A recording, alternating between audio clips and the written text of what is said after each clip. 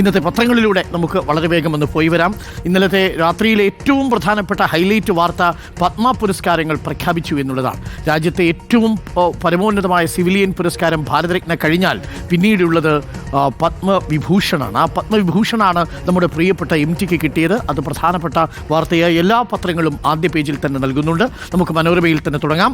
മനോരമയിൽ പത്മവിഭൂഷിതം MT എന്ന തലക്കെട്ടിലാണ് പത്മ പുരസ്കാരങ്ങളുടെ വാർത്ത പ്രസിദ്ധീകരിച്ചിരിക്കുന്നത്. പത്മഭൂഷൺ ഡോക്ടർ ജോസ് ചാക്കോ പെരിയപുറം, PR ശ്രീജേഷ്, ശോഭന ചലച്ചിത്ര താരം. പത്മശ്രീ ലഭിച്ചത് കായിക താരം IM വിജയൻ, ഗായിക ഡോക്ടർ K ഓമനക്കുട്ടി, ഗുരുവായൂർ ദുരൈ തുടങ്ങിയവർക്കാണ്. MT വാസുദേവൻ നായർക്ക് മരണാനന്തരം പത്മവിഭൂഷൺ ബഹുമതി.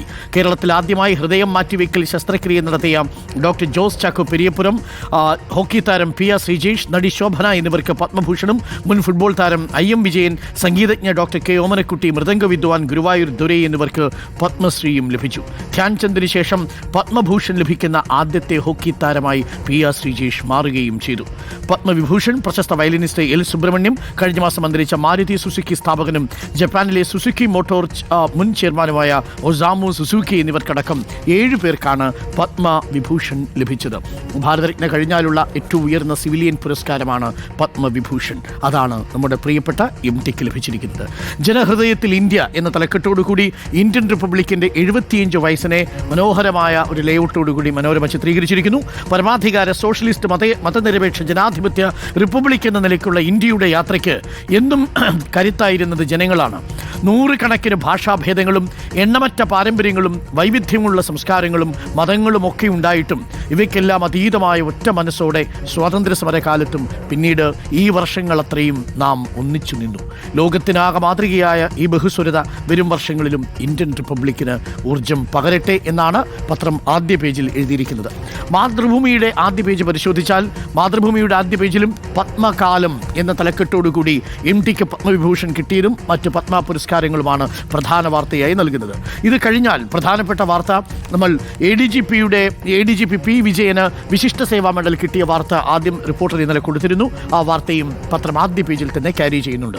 കൂടാതെ ഏകീകൃത പെൻഷന് കേന്ദ്ര വിജ്ഞാപനമായി എന്നൊരു വാർത്ത മാതൃഭൂമി ആദ്യ പേജിൽ നൽകുന്നു. മലയാള മനോരമയുടെ ഉൾപേജിലും ഏകീകൃത പെൻഷൻ പദ്ധതി കേന്ദ്രം വിജ്ഞാപനമിറക്കി, പുതിയ പെൻഷൻ ഏപ്രിൽ മുതൽ എന്ന വാർത്തയും പ്രസിദ്ധീകരിച്ചിട്ടുണ്ട്. മാതൃഭൂമിയിലെ വാർത്ത ഞാനൊന്ന് വായിക്കാം. കേന്ദ്ര സർക്കാർ കഴിഞ്ഞ വർഷം പ്രഖ്യാപിച്ച ഏകീകൃത പെൻഷൻ പദ്ധതിയുടെ യൂണിഫൈഡ് പെൻഷൻ സ്കീം ധനമന്ത്രാലയം പുറത്തിറക്കി ഔദ്യോഗിക വിജ്ഞാപനം. ഏപ്രിൽ 1 മുതൽ പദ്ധതി നിലവിൽ വരും. സർക്കാർ ജീവനക്കാർക്ക് അടിസ്ഥാന ശമ്പളത്തിന്റെ പകുതി പെൻഷനായി ലഭിക്കുന്ന പദ്ധതിക്ക് 2024 ഓഗസ്റ്റ് 24 കേന്ദ്രമന്ത്രിസഭ അംഗീകാരം നൽകിയത്.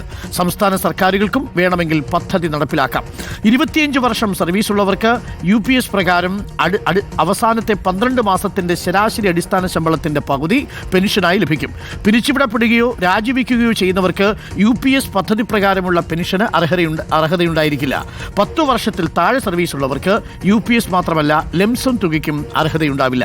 2004 ജനുവരി 1 അതിനുശേഷമോ സർവീസിൽ പ്രവേശിച്ചവർക്കാണ് UPS ആനുകൂല്യം. NPSലുള്ളവർക്കും UPSലേക്ക് മാറാൻ കഴിയും. NPSൽ തുടരണമെങ്കിൽ അതിനും വ്യവസ്ഥയുണ്ട്. 10 വർഷം സർവീസ് പൂർത്തിയാക്കി വിരമിക്കുന്നവർ പദ്ധതിയിൽ ഉൾപ്പെടും. സ്വയം വിരമിക്കൽ നടത്തുന്നവർക്ക് മിനിമം യോഗ്യതാ സർവീസ് 25 വർഷമാണ്. NPSൽ ജീവനക്കാർ 10%, സർക്കാർ 14%മാണ് പെൻഷൻ ഫണ്ടിലേക്ക് അടയ്ക്കേണ്ടത്. UPSൽ സർക്കാർ വിഹിതം 14 നിന്ന് 18.5% ജീവനക്കാരുടെ വിഹിതം 10% തുടരും. രാജ്യത്തെ 23 ലക്ഷം കേന്ദ്ര ജീവനക്കാർക്ക് നേട്ടമുണ്ടാകുമെന്ന് ധനമന്ത്രാലയം പറയുന്നു എന്നുള്ളതാണ്. അപ്പോൾ കേന്ദ്ര ജീവനക്കാർക്ക് വളരെ സന്തോഷകരമായൊരു വാർത്തയാണ്. കുറഞ്ഞ പെൻഷൻ 10,000 രൂപയാകും എന്നുള്ളതാണ് പ്രത്യേകത. കുടുംബ പെൻഷൻ നിലവിൽ വാങ്ങുന്ന പെൻഷന്റെ 60% പത്രം പറയുന്നുണ്ട്. മറ്റൊരു പ്രധാനപ്പെട്ട ചിത്രം മാതൃഭൂമി പങ്കുവയ്ക്കുന്നത് ഇന്നലെ മലയോര സമരജാഥ UDFന്റെ VD സതീശൻ തുടങ്ങിയിരുന്നു. ആ ചടങ്ങിൽ VD സതീശൻ നയിക്കുന്ന UDFന്റെ മലയോര സമരജാഥ യാത്രയുടെ കണ്ണൂർ കരുവഞ്ചാലിലെ ഉദ്ഘാടന ചടങ്ങിൽ നർമ്മം പങ്കിട്ടിച്ചിരിക്കുന്ന PK കുഞ്ഞാലിക്കുട്ടിയുടെയും VD സതീശന്റെയും K സുധാകരന്റെയും KC വേണുഗോപാലിന്റെയും ചിത്രം മാതൃഭൂമി പത്രം ആദ്യ പേജിൽ പങ്കുവയ്ക്കുന്നുണ്ട്. സംവിധായകൻ ഷാഫി അന്തരിച്ചു എന്ന വാർത്തയും മാതൃഭൂമി ആദ്യ പേജിൽ തന്നെ നൽകുന്നു. മറ്റ് പത്രങ്ങളിലേക്ക് എത്തിയാൽ ദേശാഭിമാനിയുടെ തലക്കെട്ട് എതിർപ്പ് കർണാടക മന്ത്രിമാർക്ക് വേണ്ടി എന്ന ഗുരുതരമായ ആരോപണം ഇന്നലെ എക്സൈസ് വകുപ്പ് മന്ത്രി എം ബി രാജേഷ് ഉന്നയിച്ചിരുന്നു. ഈ ബ്രൂവറിയോടുള്ള പ്രതിപക്ഷത്തിന്റെ എതിർപ്പ് എന്തുകൊണ്ട് എന്ന ചോദ്യത്തിന്റെ മറുപടിയാണത്. ഹർഷ ഷുഗേഴ്സ് ചെയർപേഴ്സൺ കർണാടക മന്ത്രി Lakshmi R Hebbalkar, M D Channaraj Hattiholi MLC ഇവരൊക്കെ നിർമ്മിക്കുന്ന ഡിസ്റ്റിലറികളിൽ നിന്ന് കേരളത്തിലേക്ക് മദ്യം വരാൻ വേണ്ടിയാണ് കേരളത്തിലെ സ്വന്തമായിട്ടൊരു ബ്രൂവറി തുടങ്ങുമ്പോൾ അതിനെ എതിർക്കുന്നതെന്നുള്ളതാണ് സർക്കാരിൻ്റെ വാദം.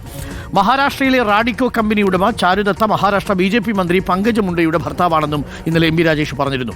കഞ്ചിക്കോട് സ്ഥാപിക്കുന്ന എഥനോൾ നിർമ്മാണ ഫാക്ടറിക്കെതിരെ UDF രംഗത്തെത്തിയത് കർണാടകത്തിലെ കോൺഗ്രസ് നേതാക്കൾക്കും മന്ത്രിമാർക്കും വേണ്ടിയാണെന്നാണ് മന്ത്രി എം ബി രാജേഷിന്റെ ആരോപണം.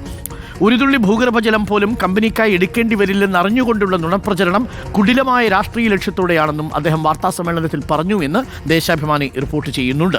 മാധ്യമത്തിലേക്ക് എത്തിയാൽ മാധ്യമത്തിൻ്റെ ആദ്യ പേജിലെ പ്രധാനപ്പെട്ട വാർത്ത വേരറുക്കാനാവില്ല എന്ന തലക്കെട്ടിൽ ഇന്ത്യൻ ഭരണഘടനയുടെ 75 വർഷം പത്രം ഒരു പ്രതീകാത്മക ചിത്രത്തിലൂടെ പങ്കുവയ്ക്കുന്നു. ഭരണഘടനയിൽ ഉയിരുകൊണ്ട് പന്തലിച്ച റിപ്പബ്ലിക്കിൻ്റെ മൂല്യങ്ങൾ അറുത്തിടാനുള്ള ശ്രമങ്ങൾ താൽക്കാലികമായി വിജയിച്ചേക്കാം. പക്ഷേ ഇന്ത്യ എന്ന മഹാഭാരതത്തിന്റെ മണ്ണടരുകളിൽ വേരുറച്ച തായ്തടി പറിച്ചെറിയാൻ കഴിയില്ല. കാരണം വൈവിധ്യങ്ങളുടെ മണ്ണിൽ സ്വാതന്ത്ര്യത്തിന്റെ നിലമൊരുക്കി ജനാധിപത്യ മതനിരപേക്ഷ സ്ഥിതിസമത്വ ഭരണഘടനയാണ് ഇതിന്റെ വേര്. മൂല്യങ്ങളെ വെട്ടിയിടാൻ ശ്രമിച്ചാലും അതിനേക്കാൾ ശക്തിയിൽ തളിരും തടിയും വെച്ച് അത് തിരിച്ചു വരും എന്നാണ് പത്രം പറയുന്നത്. മുളപൊട്ടുന്ന ഒരു വൃക്ഷത്തിൻ്റെ ചിത്രം കൂടി, വേറൊരുത്ത വൃക്ഷത്തിൻ്റെ ചിത്രം കൂടി മാധ്യമം പത്രം ആദ്യം പങ്കുവയ്ക്കുകയും ചെയ്യുന്നു. അപ്പോൾ പ്രിയപ്പെട്ട പ്രേക്ഷകരെ, ഇനി ദ ഹിന്ദു ആണ്. ദ ഹിന്ദു പത്രത്തിലേക്ക് എത്തിയാൽ India Indonesia stress peace in ASEAN region. President Subianto ഇന്നത്തെ അതിഥിയാണ്. ഇന്തോനേഷ്യൻ പ്രസിഡന്റ് റിപ്പബ്ലിക് ദിന അതിഥിയാണ്. അപ്പോൾ അദ്ദേഹം ഇന്ത്യയിലെത്തിയപ്പോൾ president Subianto invites Indian business groups to invest in key infrastructure in Indonesia. ഇന്തോനേഷ്യയിൽ ഇന്ത്യൻ നിക്ഷേപകരെ സ്വാഗതം ചെയ്തിരിക്കുകയാണ് ഇന്തോനേഷ്യൻ പ്രസിഡന്റ് പ്രബോവോ സുബിയാൻറ്റോ. ഇന്ന് അദ്ദേഹമാണ് നമ്മുടെ റിപ്പബ്ലിക് ദിനത്തിൻ്റെ അതിഥി എന്ന് പറയുന്നത്. Simultaneous polls will prevent policy paralysis എന്ന് ദ്രൗപദി മുർമു ഇന്നലത്തെ റിപ്പബ്ലിക് സന്ദേശത്തിൽ പറഞ്ഞിരുന്നു. ഏക തിരഞ്ഞെടുപ്പ് സംവിധാനം, ഒരു രാജ്യം ഒറ്റ തിരഞ്ഞെടുപ്പ് എന്നുള്ളത് പോളിസി പാരാലിസിസ് അഥവാ നയസ്തംഭനാവസ്ഥ പരിഹരിക്കും എന്നാണ് ഇന്നലെ പ്രസിഡന്റ് ദ്രൗപദി മുർമു രാഷ്ട്രത്തോടായി നടത്തിയ റിപ്പബ്ലിക് ദിന സന്ദേശത്തിൽ പറഞ്ഞിരിക്കുന്നത്. പത്മയുടെ പുരസ്കാര പ്രഖ്യാപനവും പത്രം ആദ്യ പേജിൽ തന്നെ പ്രധാന വാർത്തയായി നൽകുന്നു. ഇനി എഡിറ്റോറിയൽ കൂടി നമുക്കൊന്ന് പരിശോധിച്ച് പോകാം വളരെ വേഗം. മാതൃഭൂമി പത്രത്തിൻ്റെ മുഖപ്രസംഗം എന്താണ് എന്ന് നമുക്ക് നോക്കാം. മാതൃഭൂമിയുടെ മുഖപ്രസംഗം വന്യജീവി ഭീതിയാണ്. തലക്കെട്ട് വന്യജീവി ഭീതി, പ്രതിവിധി അനിവാര്യം. അരിയില്ല തുണിയില്ല, ദുരിതമാണെന്നാലും നരിതിന്നാൽ നന്നോ മനുഷ്യന്മാരെ. 20-ാം നൂറ്റാണ്ടിൻ്റെ അവസാനത്തിൽ കവി ഇടശ്ശേരി ഗോവിന്ദൻ നായർ എഴുതിയ ബുദ്ധനും നരിയും ഞാനും എന്ന കവിതയിലെ വരികളാണ്. അരിയില്ല തുണിയില്ല, ദുരിതമാണെന്നാലും നരിതിന്നാൽ നന്നോ മനുഷ്യന്മാരെ. അതാണ് അവസ്ഥ എന്നാണ്. ആനയോ കടുവയോ കൊല്ലുമ്പോൾ മാത്രം ചർച്ചയാകേണ്ടതല്ല വനാതിർത്തികളിലെ മനുഷ്യരുടെ പ്രശ്നം. സ്വസ്ഥമായ ജീവിതം നമ്മുടെ അവകാശമാണ്. അത് സാർത്ഥകമാകേണ്ടത് അധികാരികളുടെ ബാധ്യതയുമാണ് എന്ന് മാതൃഭൂമി മുഖപ്രസംഗം എഴുതുന്നു. മനോരമയുടെ മുഖപ്രസംഗത്തിലേക്ക് എത്തിയാൽ മനോരമയുടെ മുഖപ്രസംഗം ഭരണഘടനയായിരിക്കാനാണ് സാധ്യത. റിപ്പബ്ലിക്കിന് ചരിത്രശോഭ, 75ൻ്റെ നിറവിലും വലിയ ഉത്തരവാദിത്തങ്ങൾ എന്നാണ് മനോരമ പത്രത്തിൻ്റെ മുഖപ്രസംഗം. ലോകത്തിലെ ഏറ്റവും കരുത്താർന്ന ജനാധിപത്യ രാഷ്ട്രത്തിൻ്റെ ചരിത്ര യാത്രയിൽ അതിവിശിഷ്ടമായ സുദിനമാണിന്ന്. 75 വർഷങ്ങളുടെ നിറശോഭയാർജിച്ച റിപ്പബ്ലിക് ദിനം പിന്നിട്ട കാലം നമുക്കായി കരുതി വെച്ച ആവേശവും വരാനിരിക്കുന്ന കാലത്തെക്കുറിച്ചുള്ള ശുഭപ്രതീക്ഷയുമാണ് ത്രിവർണം ചാർത്തിയ ഈ നാഴികക്കല്ലിൽ ഉള്ളത്. ജനാധിപത്യം പ്രകാശമാനമായി നിലനിർത്താനും ബാഹ്യവും ആഭ്യന്തരവുമായ ഭീഷണികളെയും സമ്മർദ്ദങ്ങളെയും അതിജീവിക്കാനും ലോക നിലവാരമുള്ള വികസനത്തിലേക്കുള്ള വേഗച്ചിറകുകൾ തീർക്കാനും മഹത്തായ ഈ പിറന്നാൾ ഇന്ത്യൻ റിപ്പബ്ലിക്കിന് ഊർജം പകരട്ടെ എന്ന് പറയുന്നു. ഇന്നലെ ദ്രൗപദി മുർമുവിൻ്റെ റിപ്പബ്ലിക് ദിന സന്ദേശത്തിൽ ഇന്ത്യൻ റിപ്പബ്ലിക്കിൻ്റെ കരുത്തായ, ഇന്ത്യൻ ഭരണഘടനയുടെ കരുത്തായ 15 വനിതകളെ ഓർമ്മിച്ചിരുന്നു. ദാക്ഷായണി വേലായുധൻ, അമ്മു സ്വാമിനാഥൻ, ആനിമ സ്ക്രീൻ, ഹാൻസ മേത്ത, ദുർഗാഭായ് ദേശ്മുഖ് തുടങ്ങി 15ഓളം വനിതകളാണ് ഇന്ത്യൻ ഭരണഘടനയുടെ നിർമ്മാണ സഭയിൽ ഉണ്ടായിരുന്നത് എന്നത് വളരെ ആവേശപൂർവ്വം അഭിമാനപൂർവ്വം ഓർമ്മിക്കാൻ കഴിയുന്ന ഒന്നാണ്. പ്രിയപ്പെട്ട പ്രേക്ഷകർ, ഇതൊക്കെയാണ് ഇന്നത്തെ പ്രധാനപ്പെട്ട വാർത്തകൾ. നാളെ പത്രം ഉണ്ടായിരിക്കില്ല എന്ന് കൂടി പ്രേക്ഷകർ ഓർമ്മിപ്പിക്കട്ടെ. ഇന്ന് റിപ്പബ്ലിക് ദിനമായതുകൊണ്ട് തന്നെ.